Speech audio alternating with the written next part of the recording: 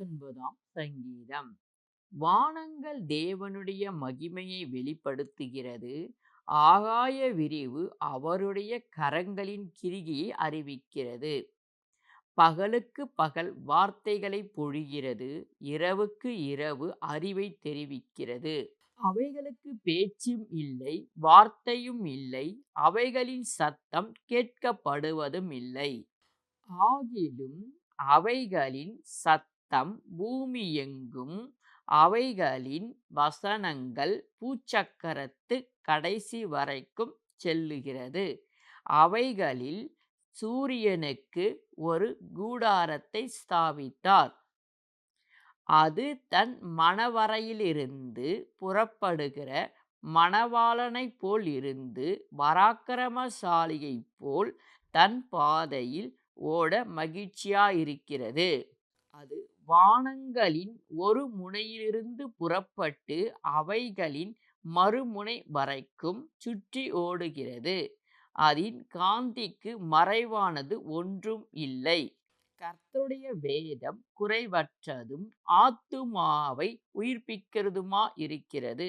கர்த்தருடைய சாட்சி சத்தியமும் பேதையை ஞானியாக்குகிறதுமாயிருக்கிறது. கர்த்தருடைய நியாயங்கள் செம்மையும் இருதயத்தை சந்தோஷிப்பிக்கிறதுமாயிருக்கிறது. கர்த்தருடைய கற்பனை தூய்மையும் கண்களை தெளிவிக்கிறதுமாயிருக்கிறது. கர்த்தருக்கு பயப்படுகிற பயம் சுத்தமும் என்றென்றைக்கும் நிலைக்கிறதுமாயிருக்கிறது.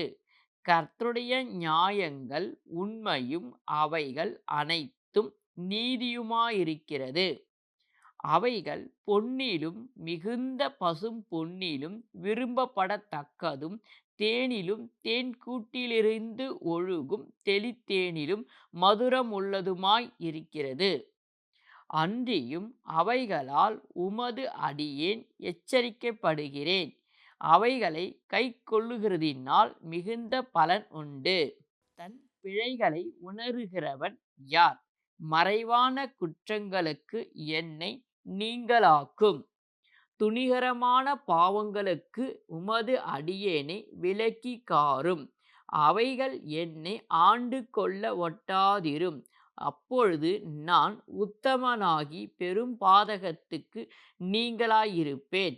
என் கன்மலையும் என் மீட்பருமாகிய கர்த்தாவே, என் வாயின் வார்த்தைகளும் என் இருதயத்தின் தியானமும் உமது சமூகத்தில் பிரீத்தியாயிருப்பதாக.